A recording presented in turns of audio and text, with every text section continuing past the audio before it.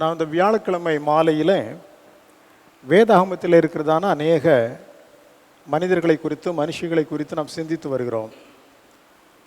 அதில் பின்பற்றக்கூடிய மக்களும் உண்டு, பின்பற்ற வேண்டாத மக்களும் உண்டு. கடந்த வாரத்தில் நாம் ரூத் அவர்களை குறித்து சிந்தித்தோம். ரூத் புத்தகம் நியாயாதிபதிகளின் காலத்திற்கும் ராஜாக்களின் காலத்திற்கும் இடைப்பட்ட, அல்லது அநேகர் சொல்கிறது போல ஒரு பிரிட்ஜ், இணைப்பு பாலம் போன்று அந்த புத்தகமானது அமைந்திருக்கிறது என்று சொல்வார்கள். அதில் பிரதானமான 4 கேரக்டர்ஸ் குறித்து நான் கடந்த வாரத்தில் உங்களுக்கு சொன்னேன். எலிமெலேக்கு என்று சொல்லப்படுகிற அந்த மனிதனுடைய மனைவி நகோமி என்பவர், அவருடைய 2 பிள்ளைகள் கிலியோன் மக்லோன் என்பவர்கள். அந்த கிலியோன் மக்லோன் என்பவர்களுடைய மனைவிமார் 2 பேர், ஒன்று ஒர்பாள், ரூத் என்று சொல்லப்படுகிறவர்கள். அவர்களை குறித்து கடந்த வாரத்திலே நாம் விவரமாக தியானித்தோம். இந்த புத்தகத்தில் நகோமி, ஒர்பாள், ரூத் என்கிற அந்த 3 கேரக்டர்களை தாண்டி போவாஸ் என்கிற ஒரு மிக முக்கியமான கேரக்டர் குறித்து நாம் இந்த புத்தகத்திலே காண்கிறோம்.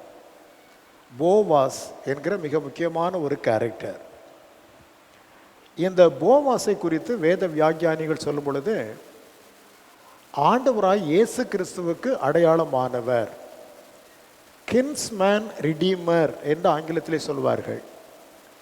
தமிழிலே மீட்க வந்த உறவின் முறையான், கின்ஸ்மேன் ரிடீமர் என்று சொன்னால் மீட்பதற்கு வந்த உறவின் முறையான்.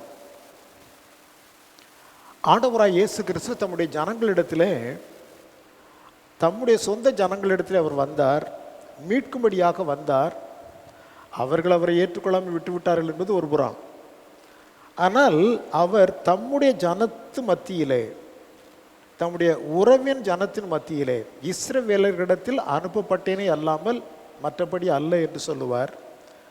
அவ்விதமாக இந்த புத்தகத்தில் ஒரு உறவின் முறையான் என்கிற நிலையிலே நாம் இந்த போவாஸ் என்பவரை குறித்து நம்மால் பார்க்க முடிகிறது. 2ஆம் அதிகாரத்திலே 11வது வாக்கியத்தை நாம் பார்க்கின்ற பொழுது, அங்கே நாம் பார்க்கின்றோம், இந்த மனிதன் ஒரு பெரிய ஐஸ்வர்யவானாக விளங்கினான் என்பதை நம்மால் பார்க்க முடிகிறது. அவன் ஒரு பெரிய ஐஸ்வர்யவானாக அந்த மனிதன் விளங்கினான் என்பதை நம்மால் பார்க்க முடிகிறது. 2ஆம் அதிகாரம் 1ஆம் வசனத்தை பாருங்கள். நகோமிக்கு அவளுடைய புருஷனாகிய எலிமெலேக்கின் உறவின் முறையில் போவாஸ் என்னும் பேருள்ள மிகுந்த ஆஸ்திக்காரனாகிய இனத்தான் ஒருவன் இருந்தான். ஸோ உறவின் முறையான் நகோமிக்கு மிகுந்த ஆஸ்திக்காரனாக அவன் இருந்தான். பெரிய ரிச் மேன், மிகவும் ஐஸ்வர்யம் படைத்த ஒரு மனிதன். ஐஸ்வர்யம் பெருக பெருக இறைவனை குறித்ததான நாட்டம் மக்களிடத்திலே குறைந்து கொண்டே போகும். கஷ்டப்படுகிற பொழுதெல்லாம் கர்த்தரை நோக்கி மனிதர்கள் பார்ப்பார்கள். வசதி பெருக பெருக இறைவனை நோக்கி பார்க்கிற அந்த ஒரு எண்ணம் அநேக மக்களிடத்திலே குறைந்து விடுகிறது. ஆனால் இந்த மனிதனை நீங்கள் பார்ப்பீர்களே, ஆனால் மிகுந்த ஐஸ்வர்யமுடையவன், மிகுந்த ஆஸ்திக்காரன். ஆனால் கர்த்தரிடத்திலே அவன் வைத்திருந்த அந்த நம்பிக்கையும் பற்றும் அவரிடத்தில் குறைந்து காணப்படவில்லை. அவர் ஆஸ்திக்காரனாக இருந்த போதிலும் ஒரு விசுவாசமுள்ள மனிதர் என்பதாக நம்மால் பார்க்க முடிகிறது. 2ஆம் அதிகாரம் 4வது வசனத்திலே ஜனங்களை வந்து சந்திக்கின்ற போதே அந்த மனிதன் சொல்லுகிற வார்த்தையை பாருங்கள். அப்பொழுது போவாஸ் பெத்லெகேமிலிருந்து வந்து அறுக்கிறவர்களை பார்த்து, கர்த்தர் உங்களோடே இருப்பாராக என்றார். அதற்கு அவர்கள், கர்த்தர் உம்மை ஆசீர்வதிப்பாராக என்றார்கள். ஸோ வந்து மக்களை சந்திக்கின்ற பொழுதே கர்த்தர் பேரிலே ஆசீர்வாதத்தை உச்சரிக்கிற ஒரு மனிதனாக அவரை பார்க்கிட்டார். அது அவர் தேவன் பேரில் கொண்டிருந்த விசுவாசத்தின் அடையாளம். ஒரு மிகப்பெரிய ஆஸ்திக்காரன், முதலாவது அவரை அப்படித்தான் நமக்கு வாக்கியங்கள் நினைவுபடுத்துகிறது. ஆஸ்திக்காரராக இருந்த போதிலும் அவர் தேவனை விட்டு உலக பிரகாரமான சம்பாத்தியங்களிலே தன்னுடைய மனதை உட்படுத்தி கொள்ளவில்லை. அவர் கர்த்தர் பேரில் பற்றுதலாய் இருந்தார் என்பதையே அந்த வாழ்த்துதல் செய்தி அங்கே சொல்லப்படுகிறது. கர்த்தர் உங்களோடு இருக்கட்டும், உங்களை ஆசீர்வதிப்பாராக என்று தம்முடைய ஜனங்களை பார்த்து அவர் உரைக்கிறதை பார்க்கிறார். பொதுவாகவே ஐஸ்வர்யம் பெருக பெருக மனிதருடைய இருதயத்தில் இரக்க சிந்தை என்பது குறைந்து கொண்டே இருக்கும். அதுவரையில் எல்லாரோடும் நல்லா பேசுவாங்க, நல்லா பழகுவாங்க, ரொம்ப தாழ்மையாக இருப்பார்கள். கொஞ்சம் பணம் வந்துட்டுன்னு வச்சுக்கோங்க, உறவையும் மதிக்க மாட்டார்கள், மக்களையும் மதிக்க மாட்டார்கள். அவருடைய நடை உடைய பாவனை எல்லாமே சற்று வித்தியாசமாக மாறி போய்விடும். மனிதர்களிடத்தில் சகஜமாய் பழகக்கூடிய நிலை கூட குறைந்து விடும். தங்களை பெரிய மனிதர்களாக எண்ணிக்கொண்டு பெருமையும் மேட்டிமையும் நிறைந்த மனிதர்களாக விளங்கி விடுகிறது உண்டு. ஆனால் இந்த போவாசை பொறுத்தவரையில் ஐஸ்வர்யமிக்க மனிதர்தான், கர்த்தரிடத்தில் விசுவாசம் கொண்டவராக விளங்கினது அவருடைய முதலாவது பெரிய நற்பண்பு. இரண்டாவது அங்கே நீங்கள் பார்ப்பீர்களானால் அவருடைய உள்ளத்திலே காணப்பட்ட இரக்க சிந்தை. A man of grace and mercy, இரக்க சிந்தை கொண்ட ஒரு மனிதனாக அவர் விளங்கினார். 2ஆம் அதிகாரத்திலே 8-9 வாக்கியங்களை பார்க்கின்ற பொழுது நமக்கு இந்த சம்பவத்தை நான் ஏற்கனவே சொல்லியிருக்கிறேன். ரூத் மோவாபேஸ்ரீ அந்நிய தேசமாகிய இஸ்ரவேல் தேசத்தில் வந்திருக்கின்றாள். தன் மாமியாரோடு அவள் தங்க வேண்டும் என்ற தீர்மானத்தோடு வந்திருக்கின்றாள். எத்தனை நாளைக்கு சும்மாவே இருக்க முடியும்? சாப்பாட்டுக்கு உழைக்கணும் அல்லவா? உடனே ரூத் தன்னுடைய மாமியை பார்த்து, நான் வெளியே சென்று அறுப்பு காலம், அது நம்ம ஊரில் சொல்லுவாங்கள்ல, முன்னாலெல்லாம் கதிர் பின்னாலே பிறக்கிட்டே வருவாங்க. இப்போ மிஷின் வந்ததுக்கப்புறம் தான் அது இல்லை. முன்னால் கைட்டு அறுக்கும்போது கைட்டு அறுத்து அதை கட்டாக கட்டுக்கின்ற பொழுது சில அந்த அறுக்கின்ற என்ன சொல்கிறது, அந்த அரிகளெல்லாம் கொஞ்சம் சிதறி கிடக்கும். அதை பொறுக்குவதற்கென்றே சில மக்கள் பின்னாலே வருவாங்க. அதை பொறுக்கி எடுத்து அடித்தால் அதில் ஒரு மரக்கால் தானியம் சேர்ந்து விடும், பார்த்து கொள்ளுங்கள். அதுபோல் ரூத்து தன்னுடைய மாமியாரை பார்த்து, அறுக்கிறவர்கள் பின்னாலே நான் சென்று நான் கதிர்களை பொறுக்கி கொண்டு வரட்டும் என்று சொல்லி பெர்மிஷன் கேட்கின்றாள், அனுமதி கேட்கின்றாள். மாமியாரும் சரி என்று சொல்கின்றார்கள்.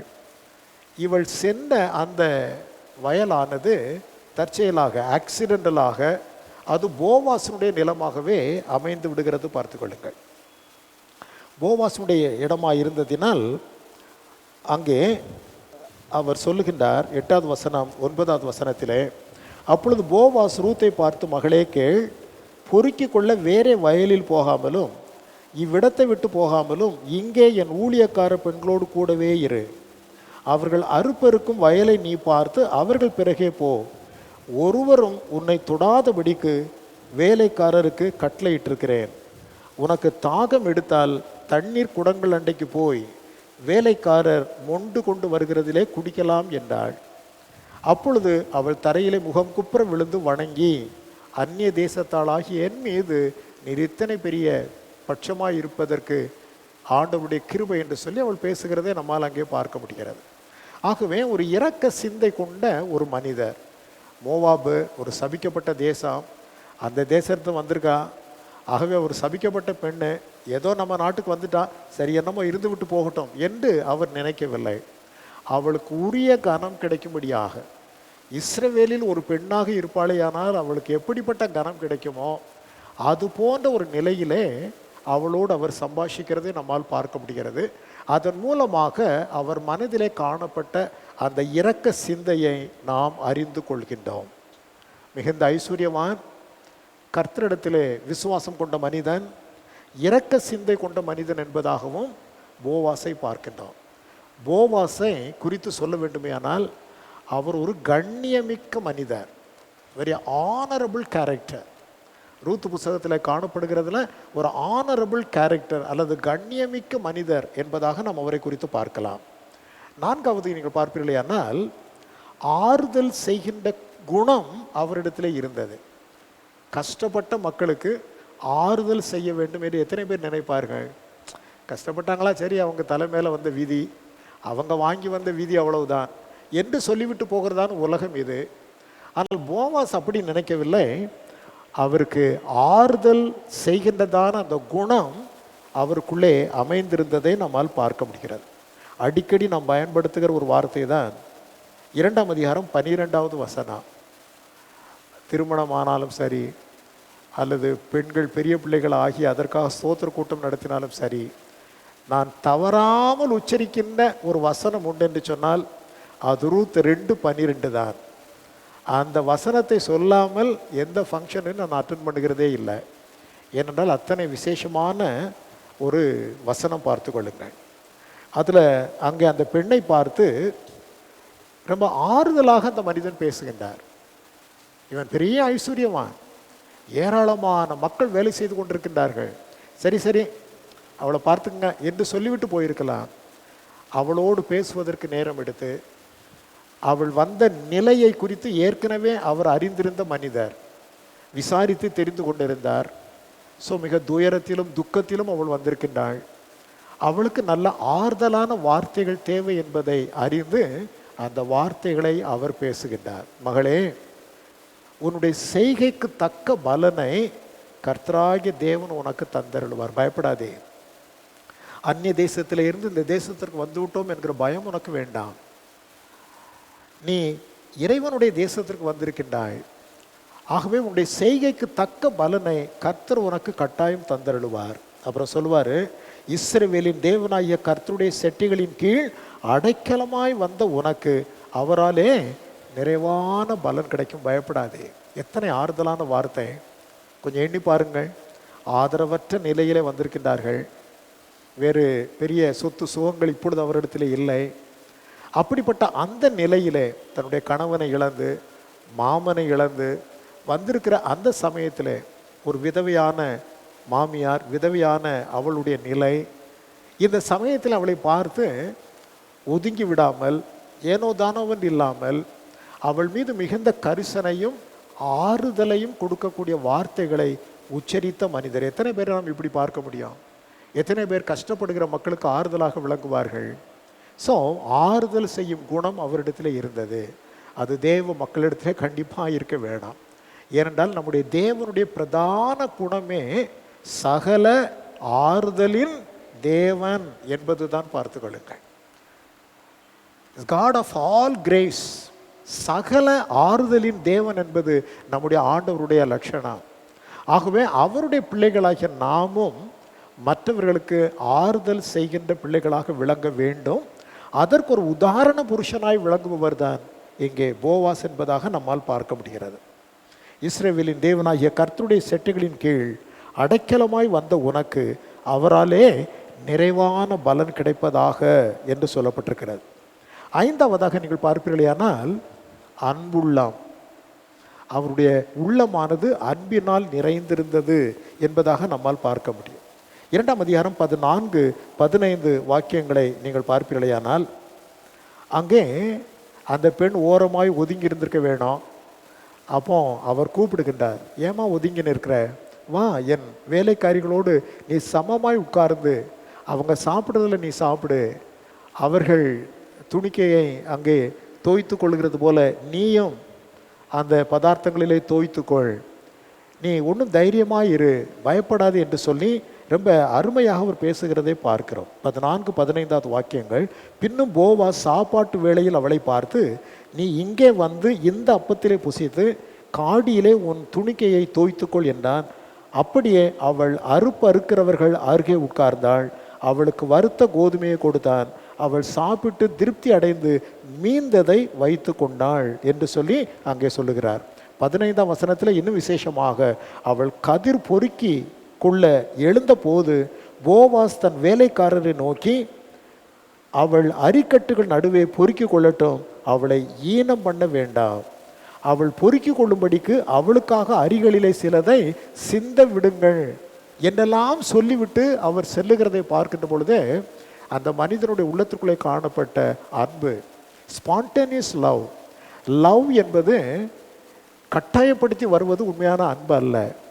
அன்பு என்பது ஸ்பான்டேனியஸாக, அது அப்படியே தானாகவே பொங்கி வருவது தான் அன்பு. பார்த்து கொள்ளுங்கள்.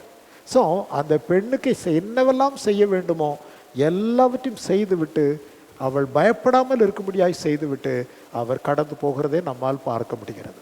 என் பெண்களுக்கு பின்னாலே போ, அவர்கள் கதிர்கட்டுகளை அங்கே பொறுக்கிக்கொள், வேறு வயலுக்கு நீ போக வேண்டாம், வேலைக்காரரை கூப்பிடுகிறார், இவள் அந்நிய தேசத்திலிருந்து வந்த பெண், அவளை ஈனப்படுத்தி விட வேண்டாம், வித்தியாசமாக பேசிவிட வேண்டாம், அவள் பொறுக்கிக் கொள்வதற்கு வேண்டுமென்றே சில கதிர்களை நீங்கள் சிதற விடுங்கள், அவள் எடுத்துக்கொள்ளட்டும் என்றெல்லாம் மிக பட்சமாய் பேசுகிறார் என்று சொன்னால் அது அவருடைய உள்ளத்திலே காணப்பட்ட அன்பின் பெருக்கம். அந்த out of love that words came out. அவருடைய வாயிலிருந்து வந்த அந்த வார்த்தைகள் அவருடைய அன்பு உள்ளத்திலே இருந்து வந்தது என்பதை நம்மால் பார்க்க முடியும். மாத்திரமல்ல, அந்த பெண்ணை பார்த்து பாராட்டுகின்ற வார்த்தைகளை சொல்லுகிற மனிதர். தன்னுடைய வேலைக்காரர்களை பார்த்து அவங்க நல்ல காரியங்களை செய்யும்போது பாராட்ட தெரிய வேணாம், தவறான காரியங்களை செய்யும்போது அவர்களை கண்டிக்க வேணாம். அது ஒரு தலைவனுடைய பண்பு. பார்த்து கொள்ளுங்கள். இந்த மனிதன் பாருங்கள், அந்த பெண்ணை பார்த்து ரொம்ப அப்ரிஷியேட் பண்ணுறார். ஆண்டவராக இயேசு கிறிஸ்துவனிடத்தில் ஒரே இடத்துல இந்த இரண்டு பண்புகளையும் நம்மால் பார்க்கலாம். ஆண்டவர் தம்முடைய சீடர்களை பார்த்து மக்கள் என்ன யார் என்று சொல்லுகிறார்கள் என்று கேட்பார். உடனே அவங்க சொல்லுவாங்க, சிலர் எலியா என்று சொல்லுகிறார்கள், சிலர் யோவான் என்று சொல்லுகிறார்கள், சிலர் தீர்க்கதரிசியில் ஒருவர் என்று சொல்லுகிறார்கள் என்றெல்லாம் வித்தியாசமாய் சொல்லிக்கொண்டே இருப்பார்கள். அப்பொழுது பேதுரு தான், இல்லை இல்லை, நீர் ஜீவனுள்ள தேவனுடைய குமாரனாகிய கிறிஸ்து என்று சொல்லுவார். சொன்ன உடனே ஆண்டவர் அவரை அப்ரிஷியேட் பண்ணுவார். யோனாவின் மகனாகிய சீமோனே, இதை உனக்கு மாம்சமும் ரத்தமும் வெளிப்படுத்தவில்லை, தேவ ஆவியானவர் இதை உனக்கு வெளிப்படுத்தி இருக்கிறார் என்று சொல்லி அந்த மனிதனை பாராட்டுவார்.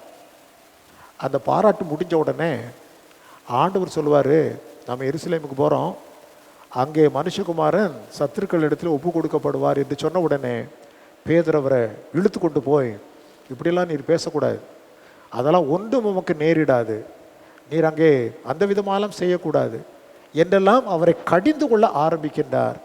உடனே ஆண்டவர் முன்புள்ள வசனத்தில் அவரை பாராட்டுகிற தேவன் அடுத்தந்த பகுதியிலே, அப்பாலே போ சாத்தானே, நீ தேவனுக்குரியவர்களை சிந்திக்காமல் மனுஷ சிந்தனையில் இருக்கிறாய் என்று சொல்லி அவனை கடிந்து கொள்வார்.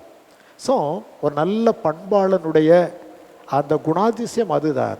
நல்ல காரியங்களை மக்கள் செய்கின்ற பொழுது அப்ரிஷியேட் பண்ணணும், தீய காரியங்களை செய்யும்போது கண்டிக்க வேணாம். இந்த மனிதனை பாருங்கள், அவர் அங்கே அந்த பெண்ணை பாராட்டுகிறதை நம்மால் பார்க்க முடிகிறது. 3ஆம் அதிகாரம் 10-11 வசனத்தை பாருங்கள். 3:10-11. அதற்கு அவன், மகளே, நீ கர்த்தரால் ஆசீர்வதிக்கப்படுவாயாக, நீ தரித்திரரும் ஐஸ்வர்யவான்களுமான வாலிபர்களின் பிறகே போகாததினால் உன் முந்தின நற்குணத்தை பார்க்கலாம் உன் பிந்தின நற்குணம் உத்தமமாக இருக்கிறது. இப்போது மகளே, நீ பயப்படாதே, உனக்கு வேண்டியதையெல்லாம் செய்வேன், நீ குணசாலி என்பதை என் ஜனமாகிய ஊரெல்லாம் அறிவார்கள். எவ்வளோ பெரிய பாராட்டு! நீ குணசாலியான பெண் என்பதை என் ஊர் ஜனங்களெல்லாம் அறிந்திருக்கின்றார்கள். உன்னுடைய முந்தின நற்குணத்தை பார்க்கலாம், பிந்தின நற்குணம் மிகவும் சிறப்பானது. வாலிப பெண்ணி, நிறைய வாலிபர்களுக்கு பின்னால் ஓடி இருக்கலாம், ஆனால் அதெல்லாம் செய்யாதபடிக்கு உன்னை ஒழுக்கமாக நீ காத்து கொண்டு நிற்கிறாய் பார். அதை பார்க்கின்ற பொழுது உன்னுடைய முந்தின நற்குணத்தை பார்க்கலாம், உன்னுடைய பிந்தின நற்குணம் மிக சிறப்பாக இருக்கிறது என்று சொல்லி அந்த பெண்ணை பாராட்டுகின்ற ஒரு நிலை. எப்பொழுதுமே நல்லதை செய்கின்ற பொழுது, பாராட்டுகின்ற போது மேலும் நல்லதை செய்வதற்கு அவர்கள் ஊக்கப்படுத்தப்படுவார்கள். கண்டுக்கிறாமல் நம்ம பாட்டில் போயிட்டே இருந்தோம்னா, நம்ம என்ன செஞ்சாலும் அவர் ஒன்றும் சொல்கிறதில்ல, நம்மளை ஒன்றும் பாராட்டுறதில்ல என்று சொல்லிவிட்டு அவருடைய வேலையிலே தொய்ந்து போவார்கள். So whenever we find people doing good works, we have to appreciate them. அது அவர்களுக்குள்ளே நல்ல பண்புகளை இன்னும் வளர்க்கும், இன்னும் நல்ல நல்ல காரியங்களை செய்ய வேண்டும் என்கிற உற்சாகத்தை அவர்களுக்குள்ளே ஏற்படுத்தும். அதை போவாஸ் இங்கே செய்கின்றார். உன் முந்தின நற்குணத்தை பார்க்கலாம், பிந்தின நற்குணம் மிக சிறப்பு. நீ குணசாலியான ஸ்திரீ என்பதை என் ஊரார் எல்லாரும் அறிந்திருக்கின்றார்கள். எவ்வளவு பெரிய அந்த பாராட்டு வார்த்தைகள் பாருங்கள். ஆகவே ஒரு நல்ல பாராட்ட தெரிந்த ஒரு மனிதராக அவர் அங்கே விளங்குகிறதை பார்க்கிறோம். 7வதாக, தேவ பிரமாணத்திற்கு கனத்தை கொடுத்த மனிதர். போவாசனுடைய வாழ்க்கையிலே காணப்படுகிற மிக சிறப்பான காரியம் என்னவென்று கேட்டால், கர்த்தருடைய பிரமாணத்திற்கு அவர் முக்கியத்துவத்தை கொடுத்தார். கர்த்தருடைய பிரமாணத்திற்கு கீழ்ப்படிந்தார். அங்கே நடந்த காரியங்களெல்லாம் நமக்கு தெரியும். ரூத்தை பார்த்து இரவு நேரத்திலே போவாஸ் சொல்லுகிறார், நீ எனக்கு உறவின் முறையால் தான், நான் உனக்கு உறவின் முறையான் தான். உன்னை மீட்டுக் கொள்வதற்கு எனக்கு எல்லா அதிகாரமும் இருக்கிறது. ஆனால் என்னை காட்டிலும் நெருங்கிய உறவின் முறையான் ஒருவன் இருக்கிறான். ஸோ கர்த்தருடைய நியாயப்பிரமாணத்தின்படி அவனுக்குத்தான் முதல் உரிமை. ஆகவே நாளை தினம் அவனிடத்தில் பேசுவோம். அவன் உன்னை ஏற்றுக்கொண்டானால் ஓகே, நோ ப்ராப்ளம். அவன் ஏற்றுக்கொள்ளாத பட்சத்தில் அடுத்த உறவின் முறையான் நான் தான், நான் உன்னை ஏற்றுக்கொள்வேன் என்று அந்த மனிதன் பேசுகிறதை நம்மால் பார்க்க முடிகிறது. 3ஆம் அதிகாரம் 13வது வசனத்திலே பாருங்கள். ராத்திரிக்கு தங்கியிரு, நாளைக்கு அவன் உன்னை சுதந்திர முறையாய் விவாகம் பண்ண சம்மதித்தால் நல்லது. அவன் விவாகம் பண்ணட்டும். அவன் உன்னை விவாகம் பண்ண இல்லாதிருந்தானே ஆகில் நான் உன்னை சுதந்திர முறையாய் விவாகம் பண்ணுவேன் என்று கர்த்தருடைய ஜீவனை கொண்டு ஆணையிடுகிறேன். விடியற்காலம் மட்டும் படுத்து கொண்டிரு என்று அவன் உரைத்ததாக நாம் பார்க்கிறோம்.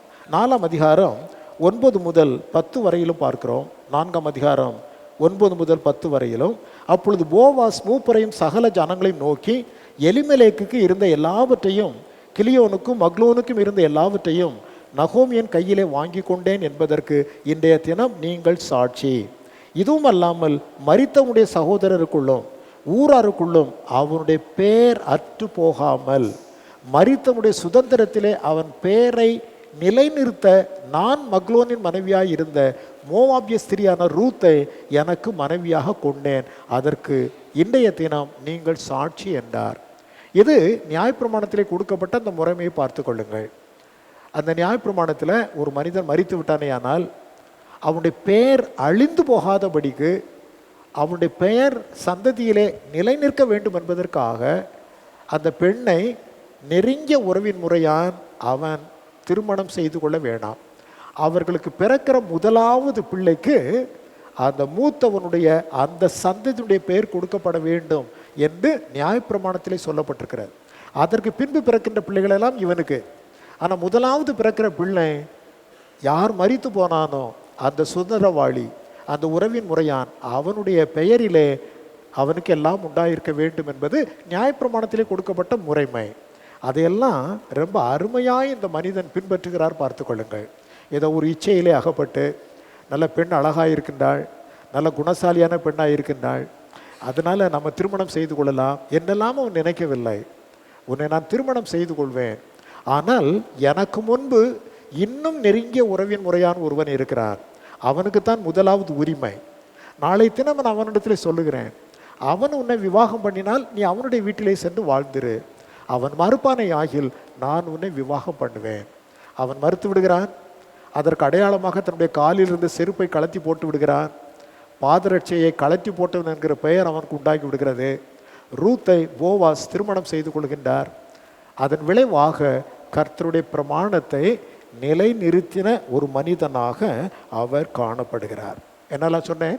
ஒரு மிகுந்த ஐஸ்வர்யம் உள்ள ஒரு மனிதன், நெருங்கிய உறவின் முறையான் என்பதாக அவர் நமக்கு அறிமுகப்படுத்தப்படுகின்றார். அவர் நமக்கு ஒரு விசுவாசம் உள்ள மனிதனாக எடுத்து காண்பிக்கப்படுகின்றார்.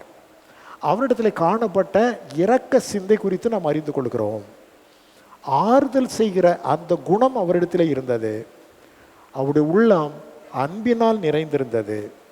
நல்லதை செய்கின்றவர்களை பாராட்டுகின்ற குணம் அவரிடத்திலே காணப்பட்டது. எல்லாவற்றுக்கும் மேலாக கர்த்தருடைய பிரமாணத்தை கனப்படுத்துகின்ற, கீழ்ப்படுகின்ற, அதன்படி செய்கின்ற அந்த நிலையிலே தன் உள்ளத்தை பக்குவப்படுத்தி கொண்டிருந்த ஒரு கனத்திற்குரிய மனிதராக அவர் விளங்கினார். எவ்வளவு ஐஸ்வர்யம் படைத்திருந்தாலும், எவ்வளவு உலக பிரகாரமான நற்குணங்கள் இருந்தாலும், மெய்யான தேவனுடைய கற்பனைகளையும் கட்டளைகளையும் ஒரு மனிதன் கைக்கொள்ள மறந்து போவனை ஆகில் அவனை சிறப்பான மனிதனாக சொல்ல முடியாது. அவனுடைய வாழ்க்கை இந்த உலகத்தோடு முடிந்துவிடும். இந்த உலகத்திற்கு பின்பும் தேவனோடு வாழுகின்ற வாழ்க்கை வேண்டுமே ஆனால் அவன் கர்த்தரின் பிரமாணத்திற்கு உண்மையாக விளங்க வேணும். ஆகவே போவாசனுடைய வாழ்வை சிந்திக்கிறதான நம்முடைய வாழ்க்கையிலே நாம் அறிந்து கொள்ள வேண்டிய காரியங்கள் அநேகம். நம்மிடத்திலே பணங்கள் ஒருவேளை பெருகுமையானால் நாம் அதன் மீது நம்முடைய இருதயத்தை வைத்து விடக்கூடாது. தேவனிடத்தில் வைத்திருக்கிற விசுவாசம் என்றைக்கும் போல அது வளர்ந்து கொண்டிருக்க வேண்டுமே அல்லாமல் குறைந்து விடக்கூடாது. இரக்க சிந்தையும் ஆறுதல் செய்யும் குணமும் உள்ளத்திலிருந்து பிறக்கின்ற அன்பும் பாராட்டுகின்ற குணமும் நம்மிடத்திலே காணப்பட வேண்டாம். எல்லாவற்றுக்கும் மேலாக தேவ பிரமாணத்திற்கு கீழ்ப்படுகின்ற இருதயம் நமக்கு வேணும். அதுதான் கர்த்தருடைய சமூகத்திலே நம்மை நிறுத்தும். நிறையா இரக்கமுள்ள மக்கள் இருக்கிறாங்க, அன்பு கொண்ட மக்கள் இருக்கிறாங்க. அவர்களெல்லாம் தேவனுடைய சமூகத்திலே நிலை நிற்க முடியாது. தேவனுடைய சமூகத்திலே நிலை நிற்க வேண்டுமையானால் உலக பிரகாரமான இந்த நன்மையான நல்ல மனதெல்லாம் இருக்கிற மக்களும் கூட தேவனுடைய பிரமாணத்திற்கு கீழ்ப்படிந்து தேவனை கனப்படுத்த வேண்டாம். அப்பொழுது அவர்கள் தேவ சமூகத்திலே நிற்பார்கள். அந்த விதத்திலே இந்த மனிதன் தேவ சமூகத்தில் நின்ற மனிதனாக, நாம் பின்பற்ற வேண்டிய மனிதராக, மிகவும் கனத்திற்குரிய ஒரு மனிதராக இந்த போவாசை நம்மால் பார்க்க முடிகிறது. எ பாசிட்டிவ் கேரக்டர். இவருடைய மிகப்பெரிய மகிமை என்னவென்று கேட்டால், இந்த மனிதனுடைய பெயர் கிறிஸ்துவனுடைய அந்த ஜீனியாலஜி, அவருடைய வம்ச அட்டவணையிலே அவரை நாம் பார்க்கின்றோம். இஸ்ரவேலின் மிகப்பெரிய ராஜாவாக விளங்கின தாவீது அந்த அரசருடைய பாட்டனாக அவர் விளங்குகின்றார். அங்கே பார்க்கிறோம். மத்தேயு 1ஆம் அதிகாரத்திலே 5வது வாக்கியத்தை பாருங்கள். மத்தேயு 1ஆம் அதிகாரம் 5வது வாக்கியத்திலே பார்க்கலையானால், சல்மோன் போவாசை ராகாபினிடத்திலே பெற்றான். ராகாபி குறித்து நாம் ஏற்கனவே சிந்தித்திருக்கிறோம். அவர்களும் அப்படித்தான், சேற்றில் விளைந்த செந்தாமரை. அவர்கள் வித்தியாசமான ஒரு சூழ்நிலையிலிருந்து வந்தாலும் மிக மிக ஒழுக்கத்திற்குரிய ஒரு பெண்ணாகவே ராகாபை வேதம் நமக்கு காண்பிக்கிறது. அந்த ராகாபினுடைய புதல்வனாக அங்கே போவாஸ் காணப்படுகிறார். சல்மோன் ராகாபினிடத்தில் போவாஸை பெற்றான். போவாஸ் ஓபேதை ரூத்தினிடத்திலே பெற்றான். ஓபேத் ஈசாயை பெற்றான். ஈசாய் தாவீது ராஜாவை பெற்றான். அதற்கப்புறம் அப்படியே வம்சாவளி வருகிறது. அது கிறிஸ்து வரையிலும் வருகிறது. பார்த்து கொள்ளுங்கள். உலக ரட்சகராகிய கிறிஸ்துடைய வம்சாவளியிலே இந்த போவாஸ் நிற்கின்றார். அந்த 5ஆம் வசனத்தில் காணப்படுகிற 2 பெண்களுமே வேற்று இனத்து மக்கள். ஒருத்தி கானானிய ஸ்திரீ, மற்றொருத்தி மோவாபிய ஸ்திரீ. ஆனால் 2 பேரும் தான் கர்த்தருடைய ஜீனியாலஜியில் மத்தியிலே கொண்டு வந்து அமர வைக்கப்பட்டிருக்கின்றார்கள். காரணம், அவர்களுக்குள்ளே காணப்பட்ட அந்த நற்செயல்கள் தான். அந்த வரிசையில் தான் போவாசையும் நாம் அங்கே காண்கின்றோம். ஆண்டவருடைய வம்ச வரலாற்றிலே அவருடைய பெயர் குறிக்கப்படுகின்ற அளவிற்கு அந்த மனிதன் தேவனுக்கு முன்பு உத்தமமான மனிதராக விளங்கினார். எ positive character whom we should follow. நாம் பின்பற்ற வேண்டிய ஒரு அருமையான ஒரு லட்சணம் கொண்ட மனிதர் என்பதை போவாசின் வாழ்க்கையிலே இருந்து நம்மால் பார்க்க முடிகிறது. மிகுந்த ஐஸ்வர்யவான், நெருங்கின உறவின் முறையான். அவன் அவ்விதமாய் அறிமுகப்படுத்தப்பட்டிருந்தாலும் விசுவாசத்திலும் ஆறுதல் செய்யும் குணத்திலும் இரக்க சிந்தையிலும் அன்புள்ளத்திலும் பிறரை பாராட்டுகின்ற தன்மையிலும் தேவ பிரமாணத்தை கனம் பண்ணுகிறதிலும் மிக சிறப்பான மனிதராக விளங்கினவர். அந்த போவாசை போன்ற மக்களால் தேவனுடைய திருச்சபைகள் நிரம்ப வேண்டும்.